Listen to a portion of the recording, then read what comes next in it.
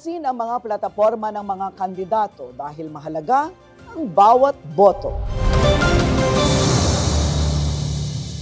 Ating kilalanin ang host ng plataporma, Sonia P. Soto, KBP Golden Dove Best Public Affairs Host for TV. Masigasig na tagapagtaguyod ng karapatan ng kababaihan. Hindi lang siya nagtatanong, hinahamon niya ang mga pinuno na magpaliwanag, managot, at magpakita ng tunay na plataporma para sa bayan. Sa plataporma, walang paligoy-ligoy, totoong issue, diretsong tanong, at matinong sagot. Dahil ang bawat desisyon ay may epekto sa ating kinabukasan. Samahan si Sonia P. Soto at alamin kung sino ang may konkretong plano at sino ang puro pangako lang. Magandang hapon. Ngayong halalan, hindi na sapat ang maganda lang ang pangalan o malakas ang koneksyon ng isang party list o kandidato na nagsasabing siya o sila ay para sa iba't ibang sektor o sektor na kanilang paglilingkuran. Gusto ng taong bayan na malaman ano ba talaga ang nagawa, ginagawa at gagawin pa nila para sa gitnang Luzon at sa buong bansa. Hindi na sila papayag sa mga pangako lang. Gusto ng mga mamamayan ng konkretong plano at resulta. Kaya sa programang ito, haharap sa taong bayan ang mga party list.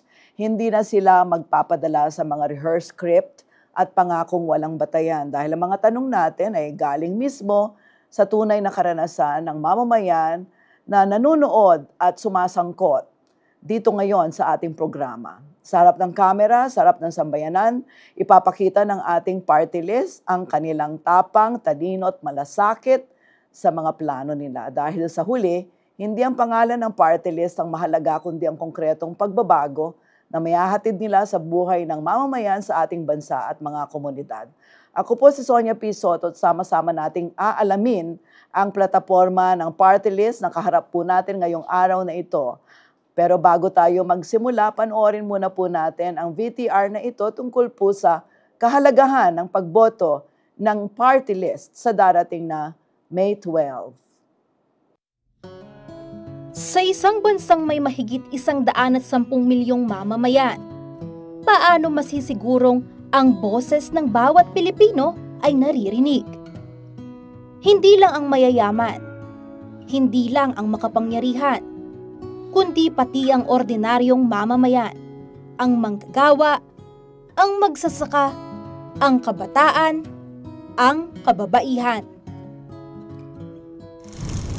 Matapos ang mahabang panahon ng diktadura, isinilang ang 1987 Constitution, isang panata sa mas inklusibong demokrasya. Isa sa pinakamahalagang reforma, ang party list system. Taong 1995, naisabatas ng Republic Act 7941 o ang Party List System Act.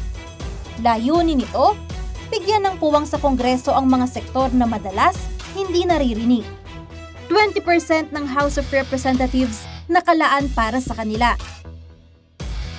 Sa unang party list elections noong 1998, marami ang hindi pa pamilyar sa sistema.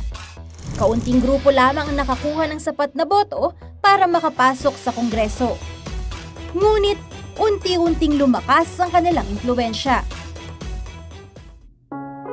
Sa paglipas ng mga taon, nagkaroon ng pagbabago sa interpretasyon ng batas. Noong 2001, idineklarang dapat tanging marginalized sectors lamang ang pwedeng lumahok. Ngunit noong 2013, binuksan ito sa iba pang political parties, basta't may kinakatawan silang sektor. Sa kasalukuyan, mahigit 54 na party list groups ang nakaupo sa Kongreso. Mula sa sektor ng agrikultura, transportasyon, edukasyon, kalusugan, kababaihan, at marami pang iba. Subalit, sa halip na maging boses ng mga nasa laylayan, ang ilan ay nagiging kasangkapan ng mga political dynasty at malalaking negosyo. May mga pekeng party list groups at marami pa rito ang nalilito kung sino ang tunay na kumakatawan sa kanilang sektor.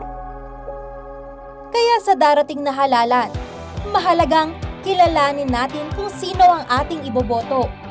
Hindi lang pangalan, hindi lang slogan, kundi ang kanilang track record at tunay na malasakit sa sektor na kanilang dinadala.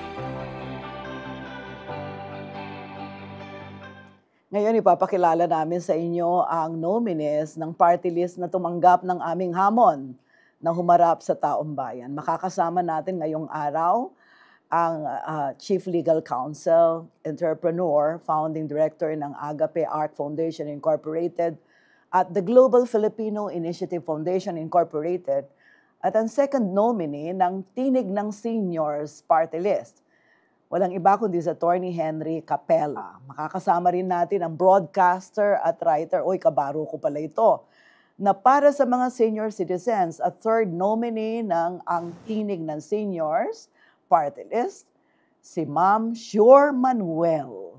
Good afternoon po sa inyo. Bumati muna po kayo sa mga taga Central Luzon. Good afternoon po sa lahat ng mga taga Central Luzon and all over the world. Alam ko namang maririnig nyo rin kami. So, I'm happy to be here and may papaliwanag namin. Kasama ko syempre, I'm properly guided kasi yung aming second nominee ay isang manananggol. So, good afternoon. Good afternoon po, sir. Kayo po. Mayap Ayaldo sa mga kapatid natin, Kapampangan. Ma'am Sonia, magandang araw po sa inyo. Magandang araw po lahat sa tagapakinig ng plataforma. Boto mo, kinabukasan mo. Isang karangalan po sa aming party list, ang Tinig ng Senior Citizen, na mapaunlakan at mabigyan ng pagkakataong madinig sa pamamagitan ng magandang programa nito. Kami po sa ang Tinig ng Senior Citizen 97 sa Balota ay nagbibigay pugay sa programa nito at lahat ng Pilipinong nakikinig sa loob at labas ng bansa upang malaman nila na ang senior citizen, ang Tinig ng Senior Citizen Party List 97 ay didinggin ng kanilang tinig dahil isinasa puso natin ang kanilang pangangailangan at karapatan upang bigyang katotohanan at tugon sa pamamagitan ng gawa at itaguyod ng tunay ang kanilang pangangailangan at kinabukasan. Yun po ang tinig ng Senior Citizen 97. Ang malakas ang tinig. Malutong ang tinig ng tinig ng senior.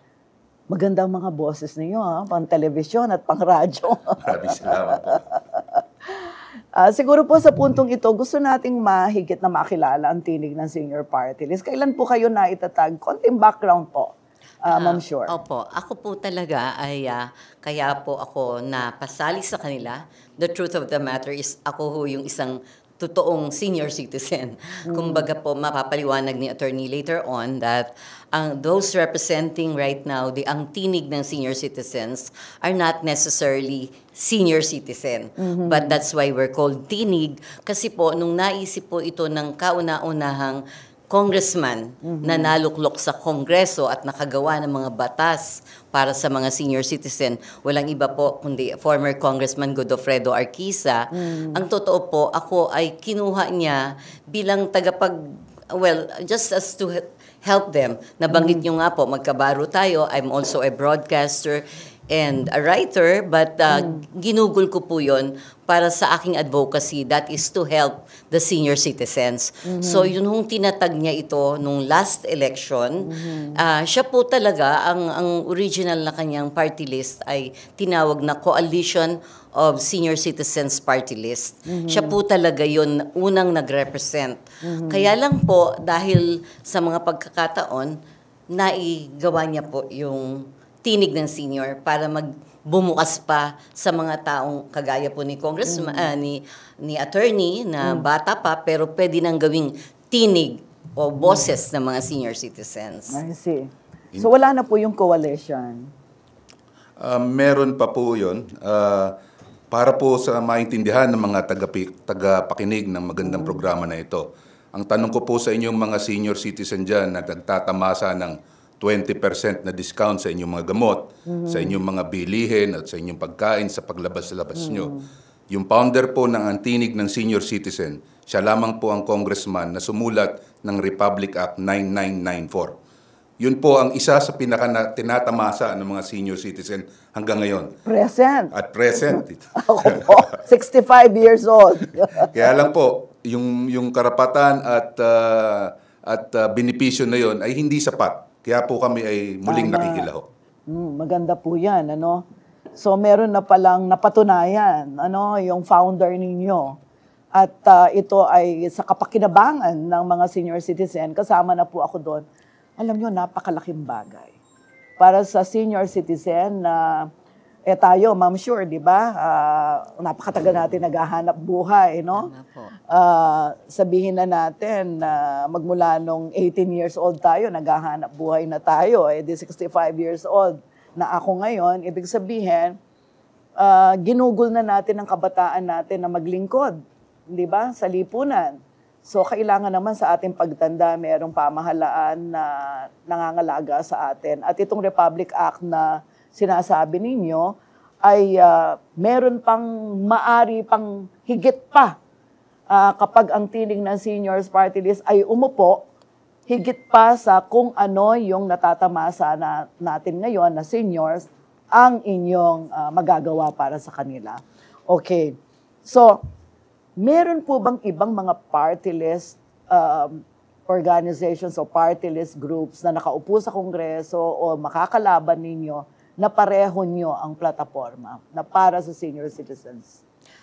Ako po, dahil una naman ako naging senior sa ating kahit na kay attorney, masasabi ko po na nagkataon po, naging mapalag ako dahil nga po sa ating larangan ng ating hanap buhay, na tayo po ay nakakilala na rin ng mga tumatakbo. At in fact, yung dalawang nakaupo ngayon, magkahiwalay pong party list yun na aming makakatunggali, if we use the word na tunggali, ay mga nakilala ko na personally at na ang may natulungan nga ako doon na ngayon ay naandun sa Kongreso.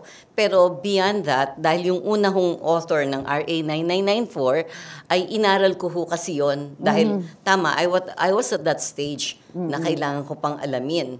So yun ho yung naging dahilan na kaya nung ako'y, ang totoo, napilitan lang ako dahil siya ho dapat ang gusto namin kasama pa namin, isa sa party list. But then, taking care of an old and ano na siya, eto po, kaya ang inyong lingkod ay narito para ako yung parang pinaka-guiding light nila dahil ako yung tunay na senior na. Okay. Opo. Maidagdag ko lang, Attorney, Sis Sonia. go ahead. Mayroon na pong nakaupong representante ang senior citizen sa ating kasalukuyang kongreso. Pero kung titingnan po natin ang datos, meron pong 12 milyong botanteng senior citizen. So kung tutuusin, Sobra-sobra. sobra po. At kailangan pa ng higit na representasyon ng mga senior citizen. Hindi po masama kung 2 o 3 po ang manalo sa nalalapit na halalan dahil po sa dami ng senior citizen, 12 milyon po sila nung nakaraang eleksyon.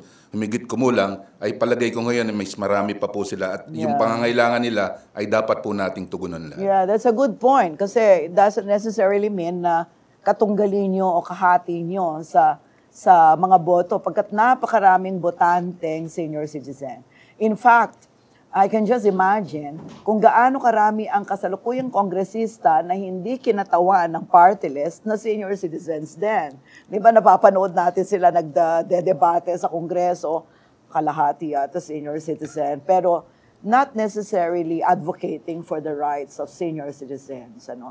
So kayo ay itinatag specifically focused on senior citizens. Tama po. Okay. So ngayon po, meron bang pwede nyo bang sabihin na meron kayong pagkakaiba sa ibang maaring kahati ninyo o makakasama ninyo na party list na also advocating for the rights and welfare of senior citizens in our Maaari ba akong country? mauna, Ma'am Sir? Meron bang something unique or different that you are planning to put out there, ganyan, para po lalong mabigyan ng tinig ang mga senior citizens, sir? Ang una pong pagkakaiba, Sister Sonia, ay yung nauna pong nakaupo sa kasalukuyan, ay nagkaroon na po sila ng pagkakataon na kung saan sila ay napagbigyan na ng panahon na irepresenta ang senior citizen.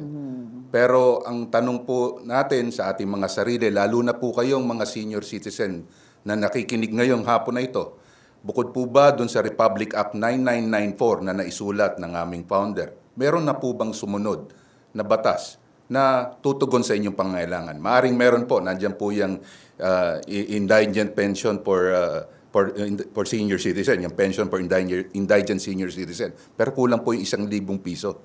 Napakaliit po nun. Ngayon, ang malaki pong pagkakaiba, sabi ko nga pong pirme, kung ang mga bagay na ginagamit mo ay pinapalitan mo kung luma, ang damit na sinusuot mo, maaaring hindi mo na isuot. Ang pagkain na kinakain mo, gusto mo man, kung naluma na, hindi mo pa kakainin. Maging ang boyfriend mo, malago man o masanting, napapalitan mo. Bakit hindi naman yung magre-representa sa inyo? Yun po unang palaking pagkakaiba. Pangalawa pong pagkakaiba namin ay ipisusulong po namin na ang pondo ng isang representanteng nagre-representa sa party list ay igugol lamang para sa sektor na kanyang nirepresenta o kinabibilangan. Dahil kami po ay nangangako at tataya na hindi namin gagamitin ang aming pondo upang magpagawa ng mga bagay na wala namang kinalaman sa senior citizen. Uy, good point. Kasi po, napakaraming magandang tulay, magandang kalsada, pero ang tanong ko, dumadaan po ba ang mga senior citizen dyan? Yung pondo ng representante, dapat gamitin lamang po, magpatayo na lamang ng ospital na maggagamot sa matatanda o establishmento nakakanlong sa mga walang bahay o walang makaing matatanda. Ganun po namin ibibigay yung lahat ng pondo ng mailalaan para sa sektor ng senior Are you citizen. saying nangyayari yan ngayon? Na yung pondo na nakukuha ng specific sector na, let's say, party list in Congress, merong ganyan na hindi nila sa sektor na kinakatawan nila inilalagay yung pondo? That is happening? I mean, if it is happening, this is an eye-opener for me. If it's happening, I want to know and the people would like to know.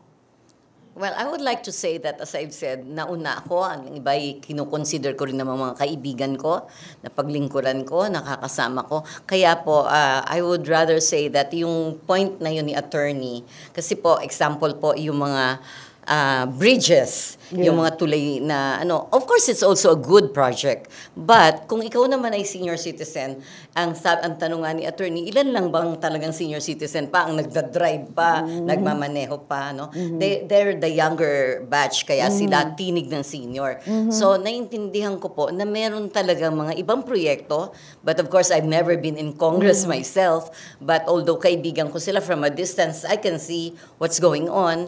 Meron po na parang hindi yung sector ang nagiging priority at napapaglaanan. In fact po, masakit mang sabihin to, nakaranas po ako dahil nasa industry din ako ng movies. Nakita ko na yung same kind of isang, alam niyo na, binababang mga pantulong, doon sa mga malalaki ang binigay nila. Pero doon sa mga senior, hinati-hati na, kinapos pa. In other words, there were other senior citizens who were still there waiting for their, they call it ayuda, sorry to say it, but hindi ho lahat nakatanggap. Kaya masakit, yun ho yung naging dahilan na pumayag na rin ako to join and see for myself. Nung una po, gusto ko lang, behind the scene. Yeah. I'm still going to be behind the scene now, especially I believe that we have somebody, a future lawmaker in the person of attorney, and there's more attorney. Maybe you could add something to that. Let me ask you, this is a follow-up question. I wonder, what is it about our country, our culture, na kung saan parang ang treatment sa senior citizen ay hindi gasinong maganda, I would say. Parang pagkatapos ng lahat-lahat ng ginawa ng seniors nung sila'y kabataan, parang nawawalan saysay at lalo na yung mahihirap, yung galing talaga sa mga maralit ang sektor, kawawa ang seniors. I would like to think na ang pamilyang Pilipino ay mapagmahal sa kanilang matatanda, sa kanilang mga magulang. Pero may nakikita ako na parang that's not exactly the case. And shouldn't the state be responsible for taking care of the seniors? Attorney Henry, please. Tama po kayo sa sinabi nyo. Dapat po ang Estado ang higit na kumalinga sa mga matatanda.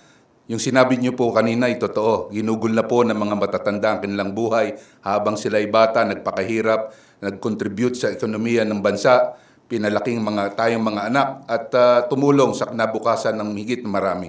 Ang mga matatanda po ang silang tunay na bayani dahil yan pong mga ating matatanda o tayo lahat ng matanda, sila po ang naunang ilaw at haligi ng tahanan. Dapat po, kaya nga po, hindi nakalulungkot man kung sila'y napapabayaan dahil yung mga anak din nila ay naghihikahos. Kulang din. So, kailangan po nilang hati-hatiin kung saan nila ibibigay at pararatingin yung hindi nila sapat na pera, na gamit o kung ano man. Kaya nga po, dapat ang Estado sa pamamagitan ng representante o sa pamamagitan ng party list na ito, yan ang tumugon sa pangangailangan ng mga matatanda. Para habang bata, i-google mo na pong lahat ang lakas mo. Dahil alam mo sa pagtanda mo, bibigyan kalinga ng gobyerno, bibigyan ka ng gamot na gagamot sa sakit mo, bibigyan ka ng bahay na kakanlong sa ulo mong naiinitan, at higit sa lahat, bibigyan ka ng maganda pang kinabukasan habang ikay nabubuhay. Wala ka na sanang intindihin. Dahil sa ibang bansa po, nagagawa eh.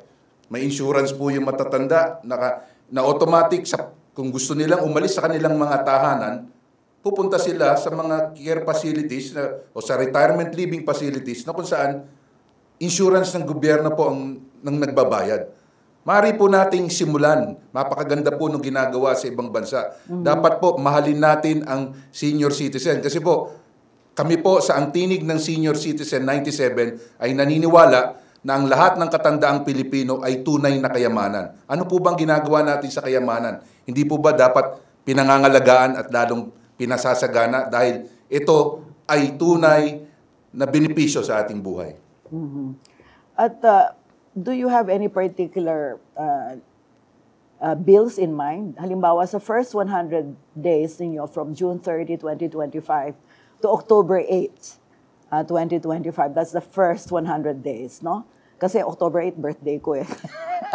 Kanya kabisado ko na yun yung first 100 days. What 3 bills, if you have 3 bills in mind, what would be those bills? First of all, yung pong amendment ng RA 9994. Okay. Alam ko po, mahirap yung 100% sa kasalukuyang estado ng gobyerno. Pero dapat taasan po yung 20% para mas lalong mapakinabangan yung benepisyo. Kung maisasagad po hanggat maaari, 50%. Kung hindi naman, magkakaroon ng concession sa Kongreso. Basta madagdagan po muna yun. Pangalawa po, yung pong pensyon na ngayon na tinatanggap ng mga indigent senior citizen under Republic Act RA 999. RA 11916. Yun po yung pensyon na tinatanggap, yung social pension. Para lang po yun sa indigent senior citizen. Amin pong i-amenda yun para lahat na ng senior citizen makatanggap. At Yung 1,000 yan? Opo, yung 1,000. At i-amendahin din yung appropriation na pinibigay doon. Na sana wag naman pong 1,000. Dahil yung 1,000 ay napakaliit. Tapos po yung mga ilang benepisyo, meron nga pong unang sa pila ang senior citizen. Baka pwedeng wag nang papilahin, ihatid na lang yung tulong at serbisyo sa senior citizen. Kasi anong nangyayari, una nga sa pila, pag wala ka naman ID, minsan hindi ka pa nagbibigyan. Kaya po yung susog sa Republic Act 9994, sisiguraduhin natin na dapat sa mukha pa lang senior citizen na, huwag mo nang hanapan ng requisitos na may ID yan. Kasi pag pinapila po ang senior citizen, kukuha ng ID. Kailangan mo po ba ng senior citizen card? Kailangan nyo po pa buo ng card habang namimili kayo ng gamot? Kung wala yun, hindi kayo pagbibigyan. Dapat wala na pong ganun. The mere fact na senior citizen po kayo, dapat pagbigyan kayo lahat ng establishmento ng porsyentong ibibigay na discount, wala nang tanong-tanong na ID o kung meron kang senior citizen ID. Sa mukha pa lang senior citizen na, tatanungin mo pa. Ako wala sa mukha Wala sa mukha pa. Attorney, paano ba yan? Yung pong wala sa ayaw mukha, nga, kailangan yung ID. Oo, sabi nga sa akin, hindi kami naniniwala senior kayo, ma'am. Pero binobola nila ako. Doon po, yun namang mga mukha pang bata na senior citizen artistahin. Kumuha po kayo ng ID. Kanya nga, pag pumipila ako dun sa yung kunyari, CR, sa mall, sabi nila, kinakalabit ako ng senior. Uy, senior ka na ba? Hindi ka na mukhang senior eh. Sabi ko, eto po, pero mauna na kayo. Akala, hindi pa ako 65. Ang ganda nung ano nyo, ayan konkretong plano, first 100 days. Sana matupad nyo yan pagkat napakaraming makikinabang. Ano po. Doon sa problema ng yung mga diskwento for seniors, ano, parang merong kahalintulad na karanasan sa ilang mga local government units pagdating naman sa PWD IDs. Ang sinasabi ng mga owners of establishments, because I'm also part of the Pampanga Chamber of Commerce, meron din talagang mga parang hindi o peking ID, senior citizen IDs, PWD IDs.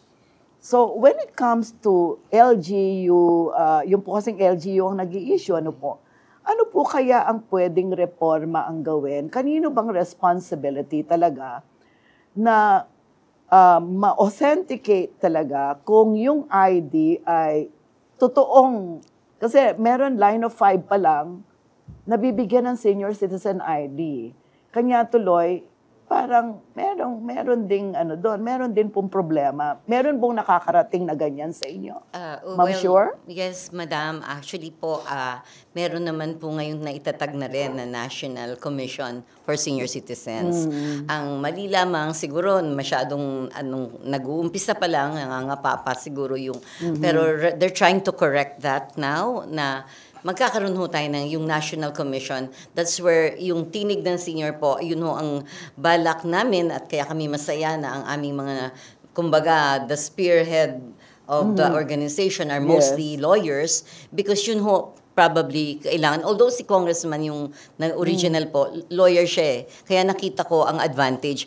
In fact, to add to that, ma'am, meron ho yung universal pension na marami hong senior ang umasa na dahil isa hong, inayos nila yan, but hindi ho inupuan ng mga senador. Yun ang reklamo. Pero ang totoo hong kwento niyan ay dahil kulang na ang pondo. Hindi nga ho nabibigyan yung mga indigent seniors eh. Kumbaga, marami pa pong pending na mga indigent seniors. So, I think that's the reason also why yung mga senador, hindi muna nila rin maipasok agad. So yun lang po. Kaya sabi ko nga, attorney, that's why you need to be in Congress soon because kailangan may legal minds. Kung maidagdag ko lang po dun sa problema ng ID. Totoo po yan, nagkaroon po ng abuso. Marami na po akong nadinig na hindi naman PWD ay may ID. Gawa nga po ng sa local government, sa kanilang may opisina lang ng mayor. Senior po, meron. Ang senior, may nangyayari pong ganon. Hindi senior nagkaka-ID kasi malakas sila dun sa lokal na pamahalaan, nakakakuha sila ng ID. Isa po sa isususog nating batas kung tayo po ay pinalad at maluklok, ay aatasan po natin ang departamento ng Department of Health at ang upang mga siwa dun sa PWD. Ibig sabihin, kaugnay siya na aalamin niya kasama ang Philippine Statistics Authority o kung anumang ahensya na nararapat at nakakaalam ng kung sino itong senior citizen at kung sino itong mga may sakit. Sila mismo, kaugnay ng local government, dapat, halimbawa 60 years old ka, automatic na may dumadating ng ID sa'yo na nanggagaling sa gobyerno na hindi pinapacilitate ng isa-isa na matatanda. Maniniwala po ba kayo na maraming senior citizen na walang ID? Wala silang senior citizen. Exactly. I was going to ask you that kasi requirement ba talaga sa ilalim ng batas na yung ID na ipapakita sa restaurant o for example sa drugstore ay yung senior citizen ID na issued by the local government unit? Samantalang meron na rin namang ibang ID na government ID, for example, sa driver's license ko, halimbawa, nakalagay doon ang aking birthday, so alam ang age. Sa national ID system, hindi po ba? Hindi po ba sapat ang national ID system? Dapat po sapat na yon. Sa batas po, sinasabi naman, mga pribilehiyo ng senior citizen. So sapat na po yon. Yung pong ID ay karagdagan lamang nung implementing rules na tinatawag. Pero yung batas mismo ay nagbibigay po ng karapatan sa senior citizen. Kaya nga po, pwede na po yung ibang ID. Sabi ko nga po kanina, ayan, senior citizen sa muka, dapat may diskwento na. Ngayon, kung may ibang ID, walang senior citizen, pwede po yun. Sa katunayan po, marami pong establishmento ang tumatanggap ng ibang ID.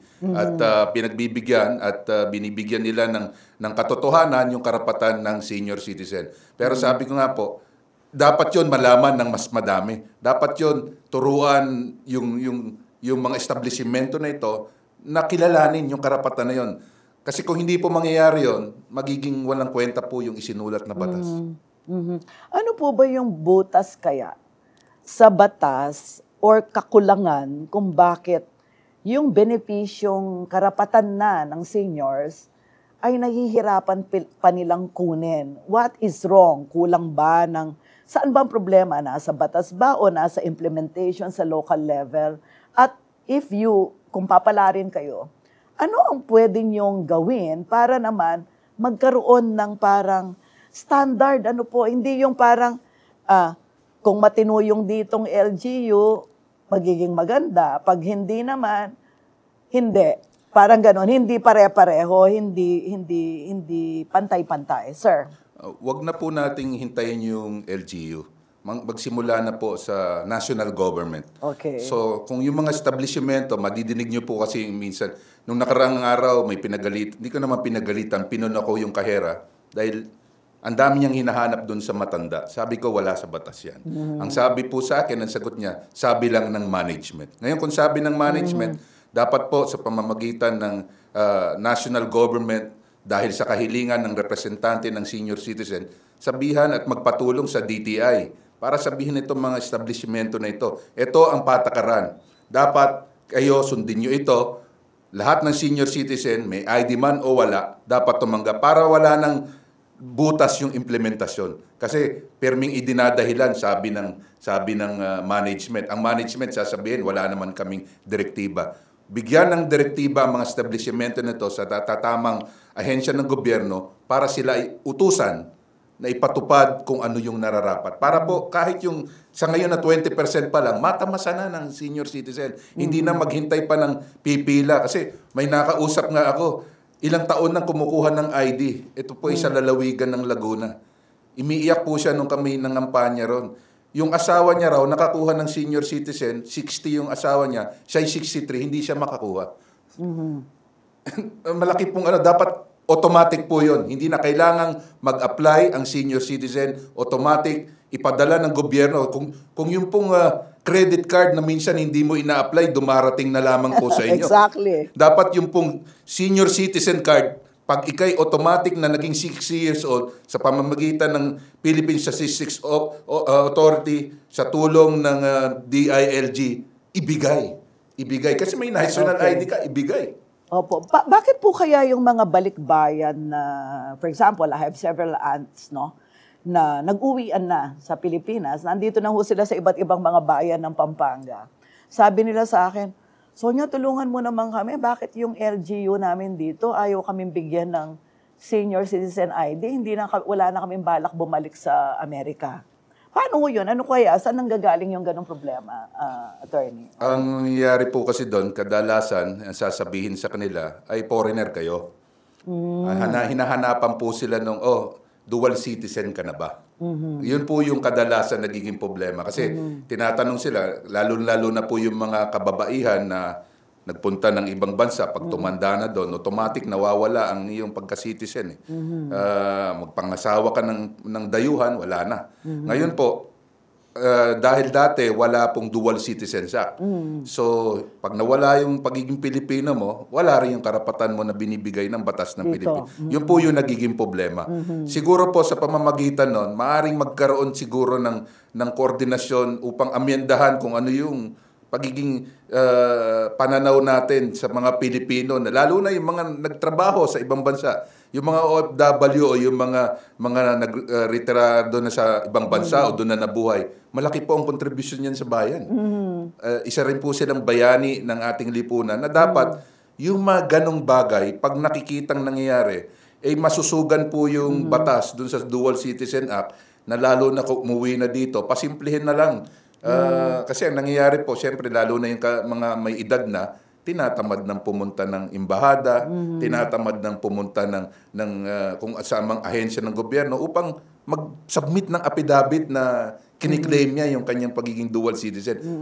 Yung bawasan na po natin yung mga requisitos na pangpadagdag lang naman, malinaw naman sa obserbasyon pa lang, Pilipino naman, umuwi nga dito. Dapat pangalagaan mo rin yung mga umuwi nating mga Pilipino na nagtrabaho sa ibang bansa. Para yung karapatan, kagaya nung sabi ko nga, 20% sa ngayon, matamasa din nila kahit wala silang ID. Automatic mo na rin tingnan. Kung umuwi yung Pilipino galing sa ibang bansa, magkaroon ng batas, kaugnay ng Department of Migrant Workers na yung reintegration nila ay wag nang pahirapan. Alright. Dapat ganun po ang gawin. Okay.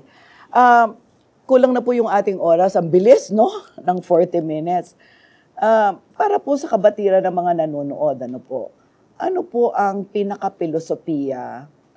Bakit po ang inyong party list ay naniniwala na maaring katawanin ng hindi pa senior citizen ang senior citizen?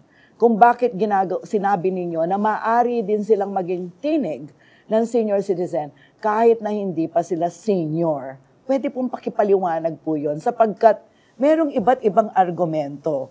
Meron po kasing mga party list na sektor, di umano ang kanilang kinakatawan, pero they do not really belong to that sector. For example, a man or a male representing women, di ba? So parang medyo parang sa akin, teka muna ha, how can a male represent women, di ba? Pero sa inyo po, where did you get the reasoning, the rationale, yung argumento na maaring katawanin ng non-seniors ang senior citizens? Ma'am, go ahead. Yes, syempre po ako'y medyo makaka-relate ako sa sinasabi niyo.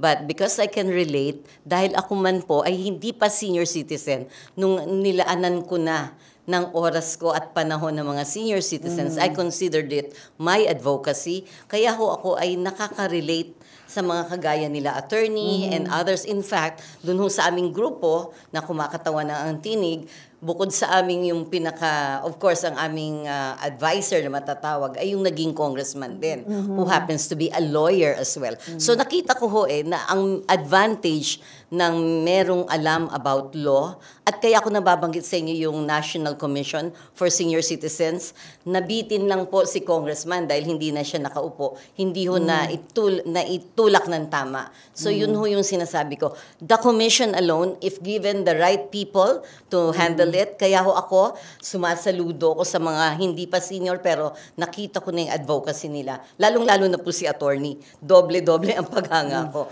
na kayang-kaya po. Ma'am Sonia, pwede ko idagdag. Yes, please. Go ahead, Attorney Henry. Yung ideolohiya, bakit may isang kagaya ko na hindi pa senior, na nasa ang tinig ng senior citizen party list. Una, tignan lang po natin ang ating mga tahanan, ang ating mga pamilya. Lahat po ng pamilya ay mayroong senior citizen. At maging lahat po tayo ay kumpalarin, ay darating sa golden age niya na napakaganda. Kaya yan kayamanan. Lahat po tayo ay patungo para maging senior citizen. So lahat po ay tunay nakabilang ng party list na ito. Hindi lamang po yung senior na aktual, kundi yung senior na magiging pa lang. Dahil kung ikaw ay alam mo na may pangangalaga ang gagawin ng gobyerno, kung ikaw ay magiging senior citizen na, ay ikaw ay may boses din na dapat madinig. Ngayon, kung ikaw ay may kapamilya na senior citizen, dapat ang boses mo ay madinig. Dahil lahat tayo ay nakakita araw-araw ng paghihirap at walang tugon sa pangangailangan ng senior citizen sa ating mga pamilya. Maging yung mayaman, mayroon ding hinaing. Lalong-lalo na po yung mahirap. Yan po ang ideolohiya namin dito. Ang tinig ng senior citizen party list. Dahil ang tinig, hindi lamang na matatanda, tinig ng kapamilya ng matatanda, anak ng matanda, kapatid ng matanda, yun po'y pinag-iisa natin upang dinggin. Dahil sa ang tinig ng senior citizen party list, sa aming pong ideolohiya, ay amin pong didinggin ang lahat ng tinig na ito para ang tinig ng lahat ay maging isang tinig lamang, maging isang boses na isinisigaw yung kapakanan na sasaklaw sa ating lahat. Hindi lamang habang ikay bata dahil pag sa tanda mo, sigurado kang makakamtan mo yung pinaghirapan mong buhay na pagserbisyo sa bayan. Yeah, very well said. At dapat naman, yung mas bata sa amin ang makikipaglaban para sa amin. Kasi alam nga naman, tanda-tanda na namin. Pagdating ng panahon, halimbawa, yung mga auntie ko, 80, 90, sila pa ba naman makikipaglaban sa Kongreso para sa atin, hindi ba? So we should all welcome younger people who will really fight for our rights and welfare, senior citizen. At this point in time, we've reached the end of our discussion. I'd like to give you a minute each to say your parting message. Ask our voters to vote for you, ma'am. Yes, of course. Ako po ay, in fact, sinacrifice ko yung aking career dahil bawal ho yun habang ikaw ay nangangampanya. But I'd like to remind everybody na tulungan po natin ang tinig ng senior citizen dahil ito po ang tunay na tinig na tutulong sa atin sa Kongreso and beyond dahil sa competence ng mga namumuno o nagpapakilalang nominees. Maraming salamat po, Attorney. Muli sa mga tagapakinig, tama po itong programa na ito, plataforma mo, boto mo ang kinabukasan mo. Tandaan niyo po, napaka-importante po ng karapatan ninyong bumoto. Ito po ang tanging karapatan natin na kung saan tayo pantay-pantay, mayaman man o mahirap. Huwag niyo pong sayangin ang inyong boto sa nalalapit na halalan. Nung nakaraang halalan, 20 milyong boto po para sa party list ang nasayang. Sana po bigyan niyo ito ng tugon at pansin. Gamitin niyo po ang inyong karapatan at kung sana naman po kami papalarin sa ang tinig ng senior citizen na inyong paunlakan ang aming pong gagawin at hindi lamang pinapangako. Hindi lamang po namin didinggin ang inyong boses. Amin pong isa sa puso ang inyong karapatan at pangangailangan at amin pong gagawin ang nararapat upang patuloy kayong pagsilbihan dahil ang tinig ng Senior Citizen 97, kalugaran ka, mga senior citizen. Thank you very much. Dakal salamat. And pagpalain po kayo ng buong may kapal. Sana ay magkaroon tayo ng tinig ng senior sa Kongreso sa darating na May 12. Sana kayo ay palarin. Maraming salamat po sa inyong pagdalo sa ating programa. Bago po tayo magpatuloy sa susunod na bahagi ng ating programa, magko-commercial break muna po tayo. Huwag po kayong aalis pagkat mamaya makakasama po natin ang isa na namang party list na napakaganda rin ng kanilang programa. Huwag po kayong aalis. Ito ang Plataforma 2025.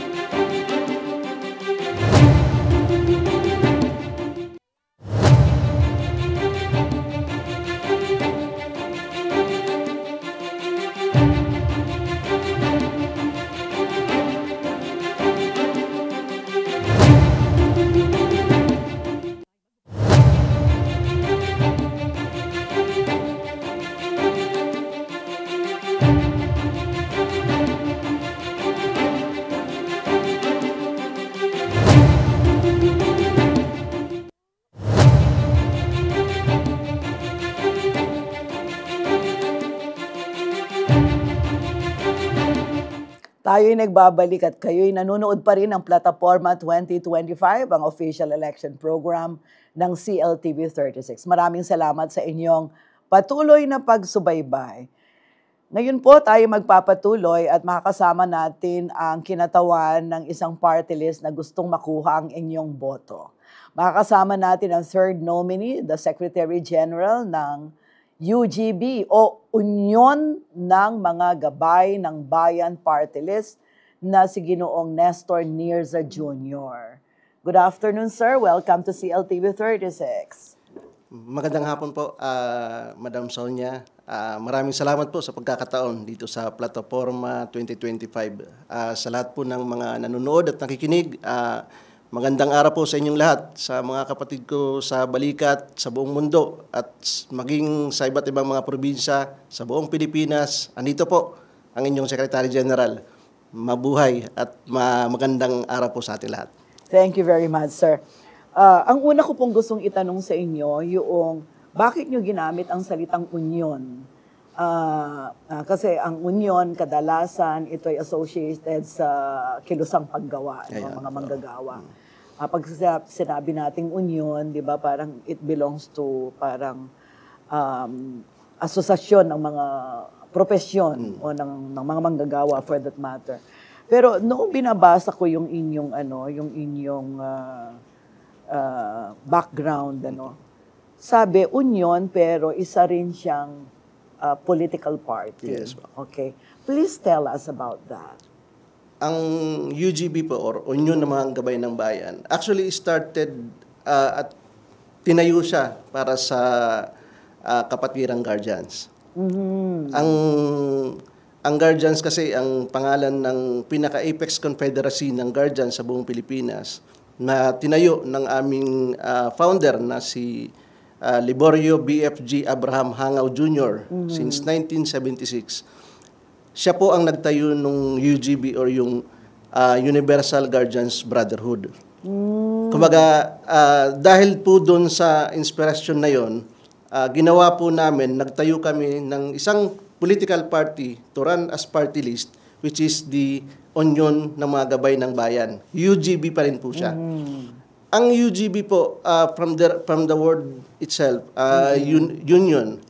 Actually, yung union is unity, yung Yes. pagkakaisa. Yes.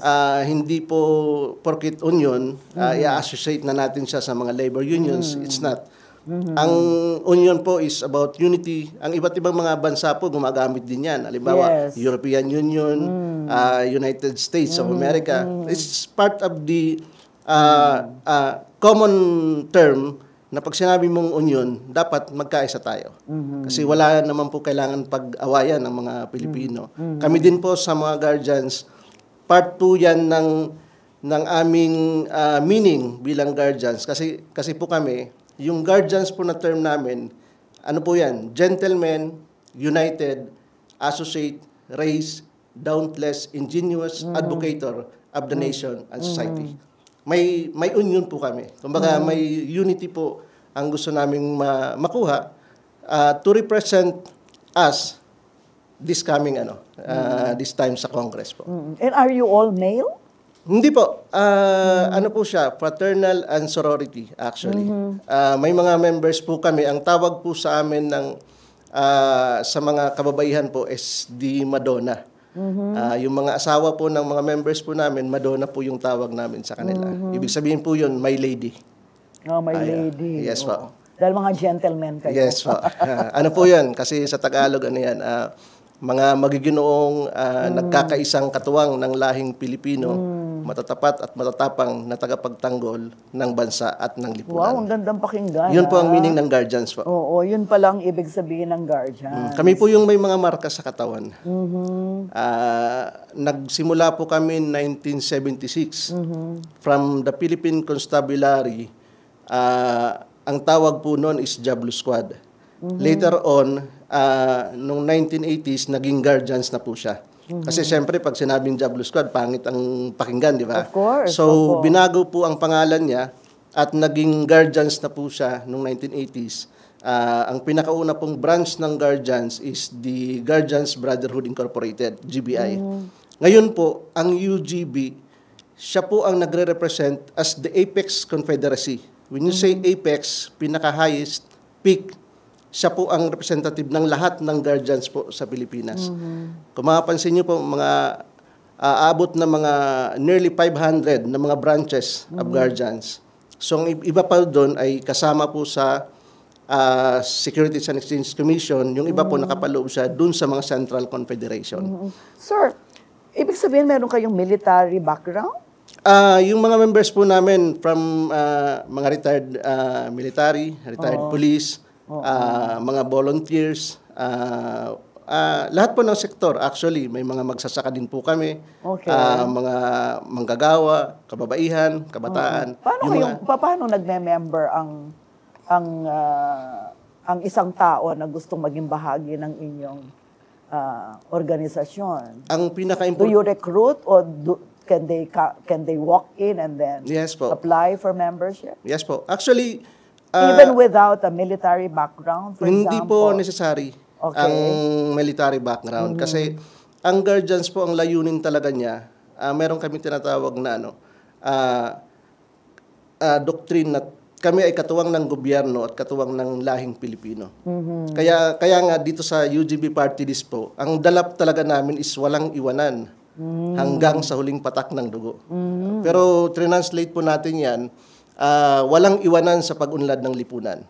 So ibig sabihin, yung concept po na yan namin, pag pumasok ka sa guardians, dadaan ka po ng orientation process. The history, ano yung doctrine natin, paano ka tutulong sa kapwa. Kasi minsan hindi po naintindihan ng ating mga kababayan. Kahit po mahirap ka, kahit walang-wala ka sa buhay, pwede ka pa rin po tumulong. As long na mayroon kang isang organisasyon na mag-i-empower sa'yo para tumulong ka sa kapwa mo. Just like ang ginagawa po ng guardians. Kami po yung mga volunteers. Nung pandemic po, yung iba po nagtatago. Pero katuwang kami ng kapulisan, nandun kami sa mga checkpoints, nagmaman kami ng traffic.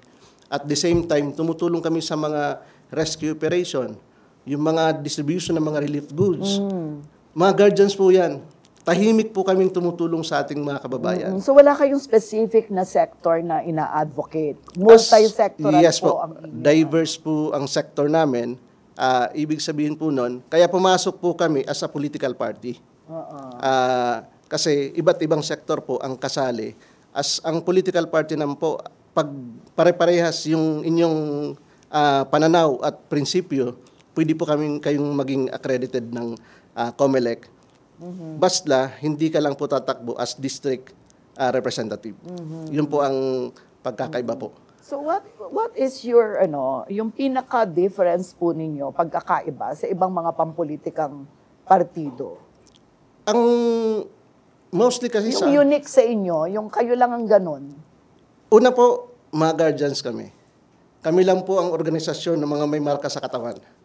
When you say marka sa katawan, what does it mean? Ito po yun, Meron may mga markings po kami sa katawan. may mga tattoo kayo. Yes po. Sacred po sa amin yan kasi doon namin na-identify na yun ay isang guardians. Kumbaga, pag nakita namin, kahit hindi mo kakilala siya, pupuntahan mo, kakausapin mo, i-welcome mo talaga So siya. babae, lalaki, Yes po. young and old, anuman sektor, basta kailangan, when they become a member of your political party, they should have those markings. Not necessary po. Not necessary. Iba po yung organization ng guardians, iba din po yung political party. Oh, okay. So, Sige. the organization is called the Universal Guardians Brotherhood, the apex confederacy of all guardians. Yung political party niya po, which Ito was yung party adopted, list. ito yung party list na to, yung union na mga gabay ng bayan. So, ngayon, maintindihan na po natin na union comes from unity, gabay, dahil we think of ourselves na kami po yung mga gabay sa ating mga communities. Okay. Anong klaseng gabay? Kasi when we say gabay, sa Ingles, 'di ba, yung parang i-guide, Yes. 'di ba? Gagabayan nyo ang bayan saan? Sa lahat ng larangan, pampolitika, pang-ekonomiya, kultural, sosyal. Anong klaseng yung mga gusto nyong gabayan o gusto nyong maging ang Pilipinas at ang Pilipino dito sa inyong ginagawang ito? Maraming salamat po sa tanong, Ma'am Sonia. Kami po, from the Guardians Doctrine, meron kami tinatawag na vision. Okay. Yung ligtas, nagtutulungan at maginhawang komunidad or safe, inclusive, sustainably developed communities. Ito yung nakikita naming way para umunlad ang ating bayan. Kasi public safety, when we say of safe, public safety is a requisite, prerequisite siya para umunlad tayo. Pag magulo po ang ating bayan, awayan dito, awayan sa politika, krimen, kung ano-anong mga nangyayari sa atin, wala pong pupuntahan ang ating bansa. Ang ating mga kababayan, nakakulong tayo sa takot at hindi tayo namumuhay ng tahimik. So, isa po yung prinsipyo namin dun sa part ng safe. Inclusive, dapat magtulungan po tayo. Puntahan muna po Sige natin yung safe. Okay po. Ano ang main na ginagawa nyo or gagawin ninyo, whether ito'y sa mga aktibidad ninyo o mga espouse ninyong mga batas, na matitiyak natin na magaganap, mangyayari at posible na maging safe o ligtas ang ating mga mamamayan? Ganito po. Yung ating kapulisan, ang ratio niyan sa population natin is 1:500. Okay. Kunti lang po ang ating mga pulis. Ang ating law enforcement, kunti lang. Kailangan po natin ng maraming mga force multiplier. Force multiplier. Marami po tayong mga guardians na actually, kahit hindi po sila binansagang force multiplier, nagbo-volunteer na po kami. So, isa po yan na po pwedeng tignan na i-deputize nila ang mga guardians. We have a political party, an organization, i-deputize nila nationwide. Kausap namin yung PNP, magkaroon kami ng MOA between them, na ang pag-recognize sa kanila, nationwide. Sa AFP, para maging part talaga ang mga guardians. Kasi ito yung mga gustong-gustong ginagawa talaga ng mga kapatid namin. To ensure the public safety of our communities. Kaya isa po yan. Ang kunting hinihiling lang po ng ating mga members po. Nagbo-volunteer na po tayo. When you say volunteer, totoo din naman po na wala kaming hinihintay na anumang kapalit.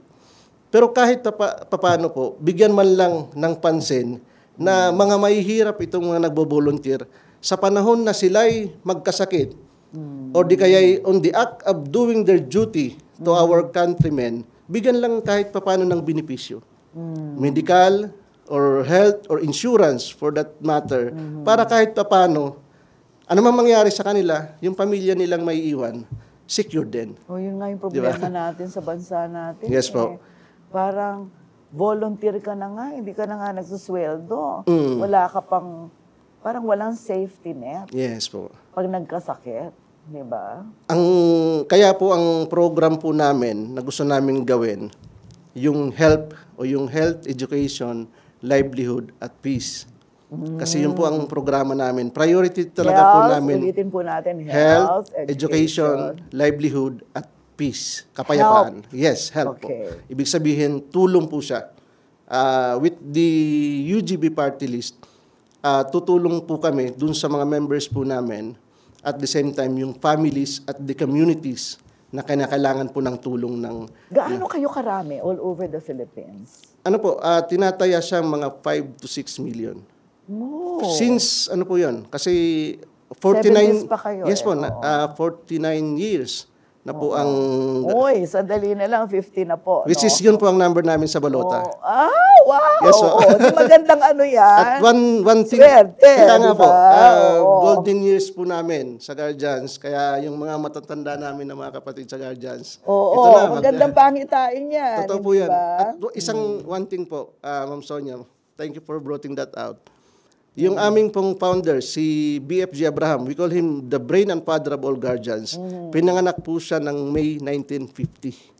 Oh. Yes po. Ayun, lahat ng Kaya nga po, senyales, ha? kahit po siya wala na sa aming piling, may mga sinyalis po siyang pinapakita na this is the time na ang mga guardians po magkaroon na ng representation sa Congress. Kasi matagal na pong panahon.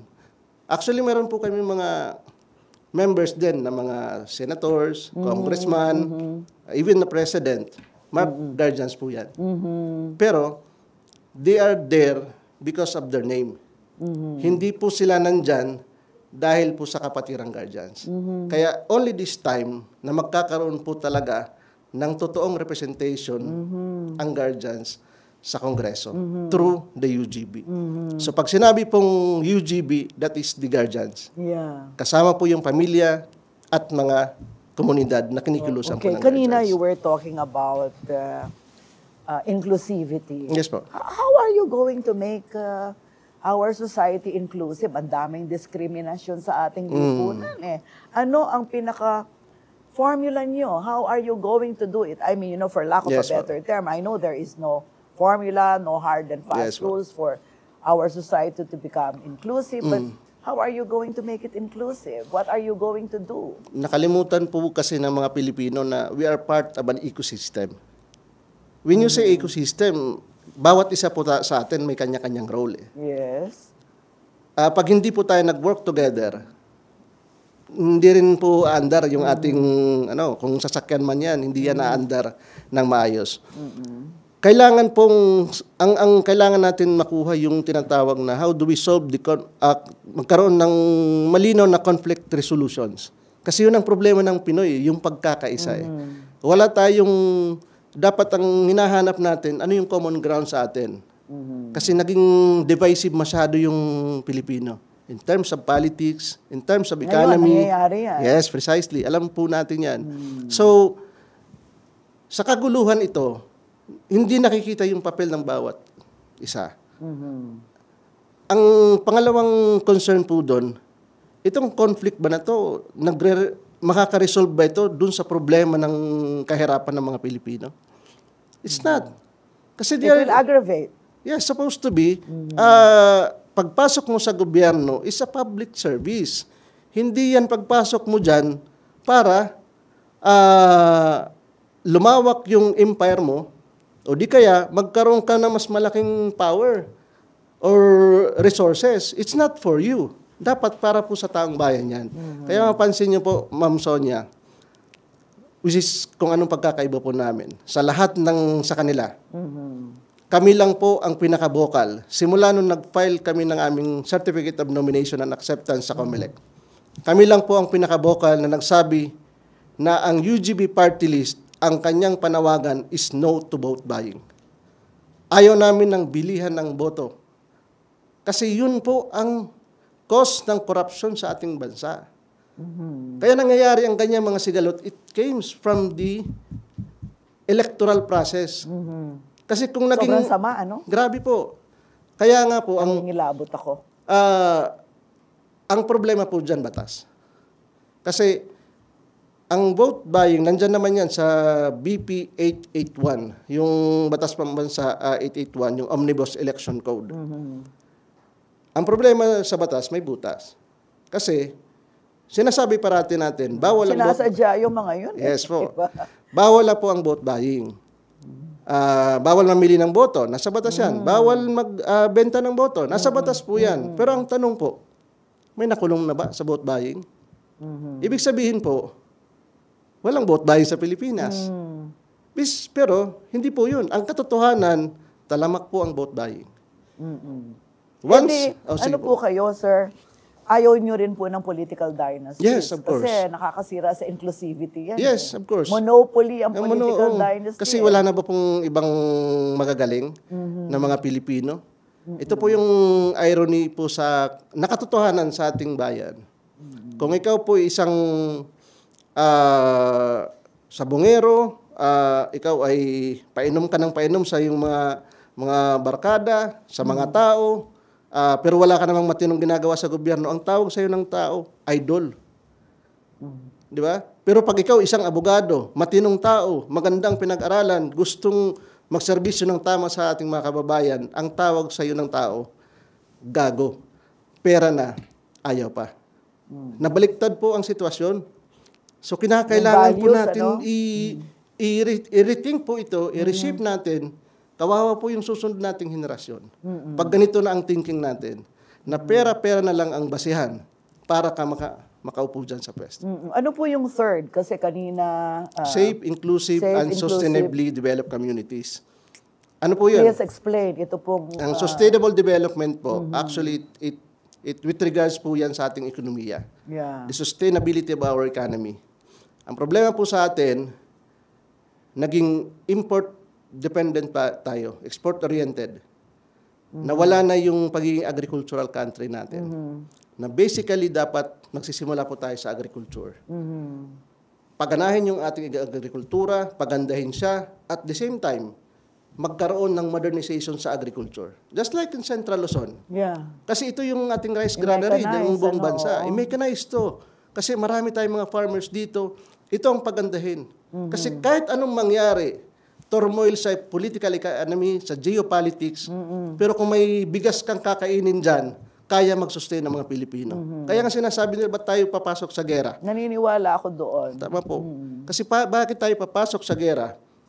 Na isang bagsak lang sa atin dito ng bomba nila, pasak na kagad tayo kasi hindi natin kaya i-sustain yan. As a nation, kailangan po natin gawin po ang sustainable development. Madalas nating naririnig sustainable development. Pero- Meron nga ang sustainable development goals. Yes, diba? pero ang tanong po dun, may political will ba ang nakaupo natin? I don't think so. Yes. Kasi ang nangyayari po, pag nag-ibang administrasyon, nag-iiba na naman ang priority. Kaya nga po, Correct. ang budget natin, wala tayong tinatawag na development-oriented budgeting. Pag naisip ng presidente, itong gagawin ko for my term, tapos niyan. Kahit sa LGU, ganyan din. Precisely. Dapat po magkaroon ng batas yung tinatawag na development-oriented budgeting. Kapag ang priority is agriculture, dapat magbigay ng pondo kahit sinong nakaupo dyan, pero tuloy-tuloy po ang budget. Ang laki ng pondo po ng ating trillion po yan. Sana pupunta yung budget po natin. Good question. Alam na po natin. Di ba? Kasi nangunguna tayo sa korupsyon, hindi ba? Precisely. Hindi Kalaban na... ng sustainable development ang korupsyon. Wala po kasi nag-iisip na maayos na sa loob ng ating... Halimbawa po sa Congress. Kasi kung wala pong vote buying, naupo ka dyan dahil mandato ng mga Pilipino para ka maging congressman. Ang atupagin mo ay gumawa ng matinong batas. Kumpara na mag-iisip kang mangurakot dahil alam mo, after my term, tatakbo ka na naman, mamimili ka na naman ng boto. Kaya ang pinagagawa na lang nila, how to earn habang nandyan sila sa pwesto. Yun po ang katotohanan po natin. Paano yun? Mag-isa lang kayo doon yan. Okay lang Kasi po. ang karamihan ng mga nandoon, hindi ba? Precisely. Yung sinasabi ninyo, oo. Alam na po namin din ang sagot niyan. Ang pinaka-importante po sa amin, uupo kami dyan, taas noo sa lahat ng mga congressman dahil yung upuan po namin sa Congress, hindi po namin binili. You did not buy Tama po. your Dapat seat. yan po ang pagtingin natin, yung prinsipyo na kailangan may political will tayo para gawin yan. At mind you po, may mga members po kami sa ground. Buong Pilipinas yan. Ikaw, congressman, maganda yung batas na sinusulong ng UGB party list. Bakit hindi mo susuportahan? Kung ang talo mo lang doon sa isang lugar, sa isang distrito mo, ay 5,000 lang, ang member po namin doon, 10,000, baka sa susunod na eleksyon, may paglalagyan ka rin. That's it. Kasi mababago lang po natin yan if you have a civil society organization na kayang humarap sa ganon. Ngayon po, kami na pong gagawa, mga guardians na po. Kaya sana po. I hope you'll get all the seats allowed. Diba? O, para marami din kayo. Sabi nga, sino bang hindi nangangailangan ng tulong? Yes At po. hindi ko makakalimutan, everybody needs help. Yes po. Especially yung mga mahihirap. So, to summarize yung ating pinag-uusapan, go back to your help. HELP, please let our voters know Yes po. kung paano nyo gagawin yan, what those help stand for. Yung hospitalization po, ito po yung gagawin po natin. Ang pondo po, hindi po tayong hahawak. Just like the other party list po, na sila ang nagdi-disburse. No. Kasi nandyan po yung corruption. Ang gagawin po natin, ang pondo po ng UGB party list, ibibigay po yan sa mga regional at provincial hospital. Para yung pondo po, nandun sa hospital. Kung kinakailangan nyo pong i-avail yan, mag-i-issue lang ng letter of guarantee. At the same the time, guarantee yes, letter. guarantee letter, ipakita nyo po yung ID nyo po sa UGB party list or ID ng guardians. Pasok po kayo sa hospital. Dagdagan nyo yung guarantee letter nyo dito sa Yes, po. regional hospital Yes, ng, po. ng Gawin po JB natin yan. Lingad. Kasi maraming mga kawawa din dito. Alam niyo po nangangailangan bakit ng yan ang tulong. priority po namin? Kasi po, sa aming mga guardians, may nakakasakit kami, may na-aksidente, na hospital. Ang that's ginagawa true. po namin, nagpapatak-patak po kami. Ang mga member po namin, mga mahihirap, mga tricycle driver, magsasaka, manggagawa, makaipon-ipon man kami, siguro mataas na yung 20 pesos na ibibigay ng isang membro. Minsan makakaipon kami. Pinakamalaki na ang 5,000. Pero ang babayaran niya sa hospital is more than 100,000. Yeah, totoo yan. Kaya naisip namin na gawin natin priority to kasi hindi natin din masussustain ang organization kapag wala tayong mga programa na para talaga sa kanila. Okay, let's go to E. Education po yan. Education, mag-start po kami ng second year up to second year college. Kasi ang attrition rate po ng college is umaabot po siya ng education sa college level 80.4%. 40.8%, sorry. Ibig sabihin po niyan, 1,000 college student, ang nawawala po diyan is 400. Ang daming estudyante ang hindi pa na po nakakapagpatuloy ng pag-aaral. Kasi hirap na hirap po sila sa buhay. Imbis na Hindi na magtuloy ng nakakatapos pag-aaral, talaga. sasabihin ng magulang na wag ka nang mag-aral muna, Magtrabaho tulungan na ka lang. dito magtrabaho para kumita. Yan po ang katotohanan. Kaya napipigilan yung mga batang magtapos ng pag-aaral. Kaya magsi-start po kami second year hanggang fourth year. Pag first year college po kasi, excited si nanay at si tatay. Kaya maghahanap talaga ng hanap buhay yan para makapasok lang sa college ang kanilang mga anak. Pero pagdating po ng second year, third year, fourth year, doon na ganun na po yung rate. Unti-unti na. Yung attrition rate po, napakalaki. So, kailangan solusyonan po yan. How? Dagdagan nila ang budget ng education. It should be given as the highest priority. Nasa saligang batas po Paano natin yan sabi nga, highest pero binawasan. Para dun sa AKAP, sa TUPAD, sa ibang mga, which is hindi naman po yan So will you sustainable. fight this kind of, itong mga ginagawa Harapin sa po namin budget? pag nasa Congress na po tayo. Kasi nandyan din po yung mga members namin. Kailangan po namin ng tulong ng ating mga kababayan. All avenues, lahat po na kaya pa nating masolusyonan ang problema ng ating bansa, pagtulungan po natin. Kailangan po natin ng mga bright ideas. Let thousands of flowers bloom para maayos natin yung ating bansa. Di po ba? And L, livelihood. Livelihood po, yung livelihood po, alam po ng mga members natin na hindi na lang to yung pera ng organisasyon. Ito'y pera po ng ating taong bayan. Kaya pag mayroon pong mga livelihood programs na dumating po sa ating mga chapters nationwide sa iba't ibang lugar, ingatan nyo po yung pera. Palaguin nyo para yung pera na yan mapunta pa po doon sa ibang mga members po natin. At saka yung peace po, yung kapayapaan, kahit po kami mga guardians galing po sa AFP, sa PNP, yung ating mga from law enforcement, gusto po natin mapayapang bukas. Oo naman. Gusto natin ng kapayapaan. Sino ba naman ang gusto ng gulo kayo namamatayan kayo Yes, hindi yes ba? po. Kasi Oo. wag po natin tahakin yung anumang magdudulot sa atin ng karahasan. Halimbawa, sa mga posibleng maggera, laban sa ibang bansa, doon sa ibang bansa, naiipit tayo minsan sa gitna. So, iwasan po natin yan. Ayusin po natin. Kung kaya pong yung conflict resolution na sinasabi ko kanina, alamin natin kung anong solusyon.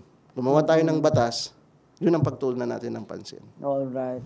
So, I'd like to ask a few questions tungkol naman sa, yung maasahan sa inyo ng mga taga Central Luzon. Kasi we are a Central Yes, po, Luzon yes, po. television station. So, you're familiar with Clark, with Subic, itong mga dating military bases na ngayon ay mga eco zones. Hindi Yes, ba? yes po. So, where do this former military base now eco zones fit into your economic program, sir? As long na part po siya ng, kumbaga, part siya ng, nasa rule of law natin siya. Kumbaga, part siya ng ating batas. wala namang problema to support them. Ang batas kasi natin ganito yung ano niya, yung itsura niya. Pag hindi siya nag-fit in a particular situation, we can amend anytime. Pwede natin baguhin po yung batas. Kasi hindi po pwede sabihin natin na maging stagnant yung paggagawa po natin ng batas. Dapat po ano siya, may developmental ano siya aspect na itong situation na to maganda to ngayon, this time ito naman hindi maganda. Pero for particular purposes po, gusto ko ring aralin po yung situation diyan sa ano sa Clark at saka Sa usapin po Subic. kasi ng peace naman, for example, 'di ba meron tayong mga problema sa foreign relations, merong mga seksyon ng ating populasyon, kahit na sabihin natin yung mga nasa ruling elite, mga mas camping US, meron naman camping China. Okay. Where do you stand pagdating po sa foreign relations, pakikipag-ugnayan natin sa ibang mga bansa? Meron ba kayong particular na pagkiling, for example, o kasi may mga grupong anti-US, pro-China, meron naman anti-China, pro-US. Yes. Where do you stand in all this Okay. Linawin ko po yung stand namin. We are not pro, we are not anti. Doon lang po kami doon sa tama. Hindi ang foreign relation natin is supposed to be independent, progressive, at saka it would serve our economy, our nation as a whole. Kung ang isang bansa hindi maganda ang pakikitungo sa atin, bakit tayo papasok doon? Ever since dapat yun ang foreign policy natin na maging independent tayo. Hanapin natin kung saan tayo malakas.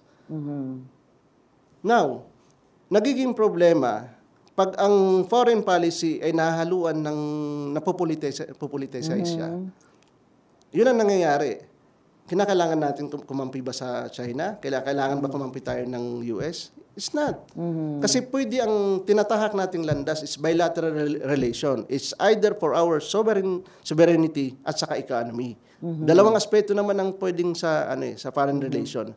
Ang ating soberanya dapat pinoprotektahan natin, at the same time ina-assert po natin yung ating rights for the economy. Halimbawa, sa China, yung Taiwan na kaya nila mag-assert ng kanilang exclusive economic zone dahil in-assert nila independently.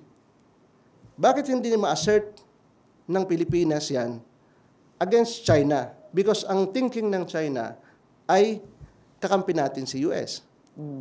So nagkakaroon ng conflict ngayon. Now, if we stand independently, iba yung bilateral relation natin sa China, at the same time, iba yung bilateral relation natin sa US. Mas magiging maganda ang foreign policy natin. At mas ma-attain natin yung peace sa health. Yes. Wag po tayong tumahak dun sa sa mundo na magigera. Alam natin yung dalawang bansa na yan ay talagang nagigiran sila. Pero kung magkakaroon man ng gera, hopefully Huwag tayong magpaipit. wag po dito sa Pilipinas. Protektahan po natin. Isa lang yung bansa po natin. I wish we had more time. Yes, I po. really enjoyed this discussion with you, sir. Thank you po. But we don't have time anymore, so I'd like to give you a few minutes for your parting message. Kausapin niyo po ang taong bayan, ang mga botante. Sabihin niyo po sa kanila kung bakit kailangan pong kayo ang iboto nilang party list at why you deserve their vote. Go ahead, sir. Sa ating mga kababayan, kami po ang Union ng mga Gabay ng Bayan o UGB Party List number 50 po sa balota. Makikita niyo po yan sa likod po ng balota. Pangalawang linya po, hanapin niyo po yung number 50, UGB. Yun po ang i-shade nyo. Sa inyong boto po, tama po ang Plataforma 2025, boto mo, kinabukasan mo. Ganun din po ang UGB Party List. Gusto po natin ng isang ligtas, nagtutulungan at maginhawang komunidad. Walang dapat maiwan sa pag-unlad ng ating lipunan. Mga markadong guardians, pamilya natin, ang ating bayan, siguro this time, tayo naman sa Kongreso. Kaya maraming salamat po sa pagkakataong ito, sa inyo po, dito sa programa niyo po. Mabuhay po tayong lahat at sana pagpalain tayo ng ating pong may kapal. Maraming salamat po. Thank you very much, Sir Nestor. At good luck po sa inyo. May God bless you. Sana nga makakuha kayo ng kompletong seats sa Kongreso para naman dumami yung anti-vote buying, anti-political dynasty, para sa help. Kailangan natin ng gabay sa ating bayan. Maraming salamat po sa inyo. Abangan po ang susunod na episode ng Plataforma 2025 tuwing Miyerkules, alas 10 ng umaga at alas 3 ng hapon. Live po tayo sa CLTV 36 sa Free TV at Signal Channel 115 nationwide. Pakinggan sa RW 95.1 FM at panoorin din po online sa CLTV 36 website at Facebook, sa YouTube din. Live rin po sa Sunstar Pampanga Facebook page. Sa ngalan po ng ating mga kandidato, pamunuan ng CLTV 36, mga media partners at production team ng Plataforma 2025.